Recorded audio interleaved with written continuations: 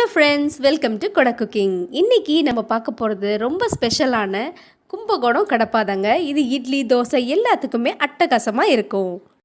மல்லிகைப்பூ மாதிரி இட்லிக்கும் நல்ல முருகலான தோசைக்கும் நல்ல பிரமாதமாக அட்டகாசமாக இருக்குங்க. இது இப்போது எப்படி செய்கிறதுன்னு பார்க்கலாம். அதுக்கு முன்னாடி நம்ம சேனலை சப்ஸ்கிரைப் பண்ணலாம், சப்ஸ்கிரைப் பண்ணிக்கோங்க. பெல் பட்டன் அழுத்திக்கோங்க. அப்போ நான் போடுற போஸ்ட் உங்களுக்கு வந்து சேரும் ப்ளீஸ். பாருங்கள், இதுக்கு முக்கியமான இன்க்ரீடியன்ட் பார்த்தீங்கன்னா பாசிப்பருப்புங்க. பாசிப்பருப்பு நம்ம எப்போவுமே மத்தியானம் சாப்பாட்டுக்கு வைப்போம். பார்த்தீங்கன்னா தீரவே தீராது, மிஞ்சிரும். அப்படி மீதி இருக்க பருப்புலையும் நீங்கள் கடப்பா செய்யலாம். இல்லைன்னா ஒரு 100 கிராம் பாசிப்பருப்பு வேக வச்சு எடுத்துக்கோங்க. வேக வச்சு எடுத்துகிட்டு நம்ம கடப்பா செய்யலாங்க. இப்போது இதுக்கு தேவையானது ஒரே ஒரு உருளைக்கிழங்கு தோல் சீவி வச்சுக்கோங்க. அதே மாதிரி 2 தக்காளியை கட் பண்ணி வச்சுக்கோங்க. இப்போ இதை நம்ம குக்கரில் தான் செய்ய போகிறோம். குக்கரில் 1 டம்ளர் தண்ணி விட்டுக்கோங்க. நல்லா தோல் சீவின உருளைக்கிழங்க சின்ன சின்னதாக கட் பண்ணிவிட்டு அது கூட சேர்த்துக்கோங்க. 2 தக்காளியும் கட் பண்ணிவிட்டு அது கூட சேர்த்துட்டு அப்படியே மூடி போட்டுட்டு ஒரு விசில் விட்டு எடுத்தால் போதுங்க. ஒரே ஒரு விசில் விட்டுட்டு நீங்கள் குக்கரை ஆஃப் பண்ணிடலாம். இப்போது கடப்பாக்கு ஸ்பெஷல் மசாலா இருக்குங்க. அதை நம்ம அரைச்சிக்கலாம். ஒரு மிக்ஸி ஜார் எடுத்துகிட்டு 1 ஸ்பூன் கசகசா சேர்த்துக்கோங்க. கசகசா ரொம்ப முக்கியம், அதை ஸ்கிப் பண்ணாதீங்க. 1 கைப்பிடி பொட்டுக்கடலை சேர்த்துக்கலாம். அளவுன்னு பார்த்தீங்கன்னா 2 டேபிள் ஸ்பூன் சேர்த்துக்கலாம். இப்போது இந்த பச்சை மிளகாவை அப்படியே சேர்க்க போகிறது இல்லைங்க. பச்சை மிளகாவை நம்ம எண்ணெய் விட்டு லைட்டாக வணக்க போகிறோம். லைட்டாக வணக்கிட்டு சேர்க்கும்போது அதோடய ஃப்ளேவரும் டேஸ்ட்டும் வித்தியாசமாக இருக்கும். எண்ணெய் கொஞ்சமாக விட்டுட்டு நீங்கள் பச்சை மிளகாவை சேர்த்துட்டு லைட்டாக வணக்கி விடுங்க. சிம்மில் வச்சு லைட்டாக வணக்கி விடுங்க.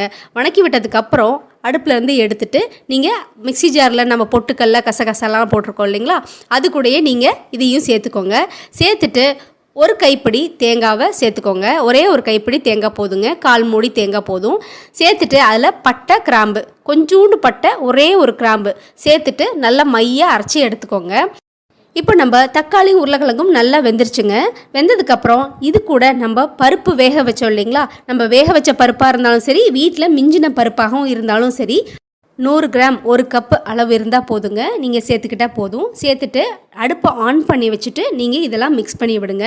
லைட்டாக மிக்ஸ் பண்ணுங்கள். மிக்ஸ் பண்ணப்போ ஒரு லைட்டாக கொதி வரும். கொதி வர சமயத்தில் நம்ம மையாக அரைச்சி வச்சுருக்கோம் இல்லைங்களா, அந்த பேஸ்ட்டை இது கூட நீங்கள் சேர்த்துக்கலாங்க. கடப்பா எப்போவுமே நல்ல தண்ணி மாதிரி தான் இருக்கணும். அதனால் உங்களுக்கு எவ்வளோ தண்ணி தேவைப்படுதோ அவ்வளோ தண்ணி நீங்கள் சேர்த்துக்கலாம். மீடியம் ஹையில் வைங்க. வச்சுட்டு கொஞ்சமாக மஞ்சத்தூளும் தேவையான உப்பும் நீங்கள் சேர்த்துக்கோங்க. மஞ்சத்தூளும் உப்பும் நீங்கள் சேர்த்துட்டு அது மீடியம் ஹையில் வச்சுட்டு கொஞ்சம் நேரம் கொதிக்கணுங்க. கொஞ்சம் நேரம் கொதிச்சிச்சுன்னா நீங்கள் போட்டிருக்க பச்சை மிளகா, அது கூட போட்டிருக்க கசகசா, இது எல்லாமே உங்களுக்கு நல்லா பச்சை வாசனை போயிட்டு நல்லா மணம் வரும். அந்த மணம் வர ஸ்டேஜில் நீங்கள் தாளிப்பை கொடுத்துடலாம். இப்போது நான் கடப்பா தாளிக்கிறதுக்காக கொஞ்சமாக தேங்காய் எண்ணெய் ஊற்றிருக்கேன். தேங்காய் எண்ணெய் ஊற்றிட்டு கொஞ்சமாக கடுகு சேர்த்துக்கலாம். கடுகு நல்லா பொரிஞ்சு வரணும். கடுகு நல்லா பொரிஞ்சு வர ஸ்டேஜில் ஒரு 1/4 ஸ்பூன் ஜீரகம் நம்ம சேர்த்துக்கலாம். 1/4 ஸ்பூன் ஜீரகம் சேர்த்துட்டு நல்லா சிம்மில் வச்சுட்டு கருவேப்பிலையை போடுங்க. கருவேப்பிலையை நல்லா பொரிஞ்சு வரும். இதை அப்படியே எடுத்துகிட்டு நம்ம கொதிச்சிட்ருக்க கடப்பாவில் நீங்கள் ஊற்றிடுங்க. இது நீங்கள் குக்கர்லேயே வச்சு முடிச்சிடலாங்க. நீங்கள் உருளைக்கிழங்கு இதெல்லாம் போட்டிருக்கனால தண்ணி மாதிரி நல்லா தண்ணி மாதிரி இருக்கணும் இந்த கடப்பா. தோசை இட்லிக்கு அவ்வளோ அட்டகாசமாக பிரமாதமாக இருக்கும்.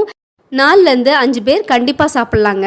வீட்டில் பருப்பு, பாசி பருப்பு நம்ம வைக்கிறோம், மத்தியானம் வைக்கிறோம், மிஞ்சிருச்சு அப்படின்னா நீங்கள் கவலையே பட வேண்டாம். இது மாதிரி கடப்பா நீங்கள் செஞ்சு பாருங்கள். லெஃப்ட் ஓவர் இருந்தாலும் சரி, இல்லை 100 கிராம் பாசிப்பருப்பை வேக வச்சுட்டு கூட நீங்கள் சட்டுன்னு குக்கர்லேயே வச்சு முடிச்சிடலாங்க.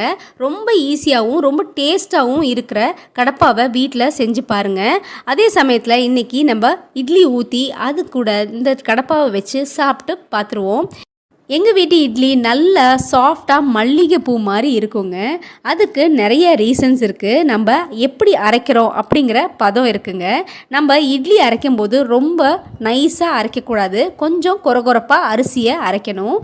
அதே மாதிரி உளுந்தை நல்லா ஃப்ளஃபியாக இருக்கணும். அந்த உளுந்து நல்லா ஊதுனா எப்படி நுர போகுதோ அந்த அளவுக்கு உளுந்து இருக்கணும். உளுந்து 1/2 மணி நேரத்துக்கு மேலே ஊறக்கூடாதுங்க. சில பேர் ரொம்ப நேரம் விட்டுருவாங்க. அரிசி 3 மணி நேரம் ஊறுன்னு சொல்லிட்டு அந்த அளவுக்கு விட்டுருவாங்க. அது மாதிரி இருந்தாலும் இட்லி ஒழுங்காக வராதுங்க. இட்லி தட்டு வைக்கிறதுக்கு முன்னாடி தண்ணி நல்லா கொதிச்சிருக்கான்னு பார்த்துட்டு அதுக்கப்புறம் இட்லியை ஊற்றி வைங்க. இட்லி வேகிற டைம் அப்படின்னு பார்த்தீங்கன்னா 7 நிமிஷம் தாங்க. 7 நிமிஷத்துக்கு அப்புறம் நம்ம இட்லியை எடுத்துடணும். அப்போ தான் நல்லா இது மாதிரி மல்லிகைப்பூ மாதிரி இட்லி சாஃப்டாக துணியில் ஒட்டாமல் அருமையாக வருங்க. அது கூட நம்ம கொஞ்சமாக பசுனை சேர்த்துட்டு நம்ம இந்த கடப்பாவை அப்படியே மேலே ஊற்றிட்டு சாப்பிட்டோம்னா பிரமாதமாக இருக்குங்க. அட்டகாசமாக இருக்கும். பாருங்கள் இட்லியோட டெக்ஸ்சர் எவ்வளோ சாஃப்டாக நான் பிக்கிறேன் பாருங்கள் எவ்வளோ சாஃப்டாக மல்லிகைப்பூ மாதிரி இருக்குன்னு. இந்த சாஃப்ட்னஸ் கண்டிப்பாக நீங்கள் செய்யும் போதும் கண்டிப்பாக வரும். அதே மாதிரி முருகலாக தோசை சுட்டு அதுக்கும் கடப்பா வச்சு சாப்பிட்டிங்கன்னா ரொம்ப அட்டகாசமாக இருக்குங்க. இந்த ரெசிபி உங்களுக்கு பிடிச்சிருந்ததுன்னா கண்டிப்பாக நம்ம சேனலுக்கு சப்ஸ்கிரைப் பண்ணுங்கள். அதே மாதிரி பெல் ஐக்கானை அழுத்திருங்க ப்ளீஸ். அப்போ தான் நான் போடுற போஸ்ட் உங்களுக்கு வந்து சேரும். தேங்க்யூ ஃபார் வாட்சிங். ஷேர் பண்ணுங்கள் உங்கள் ஃப்ரெண்ட்ஸுக்கு. பாய்.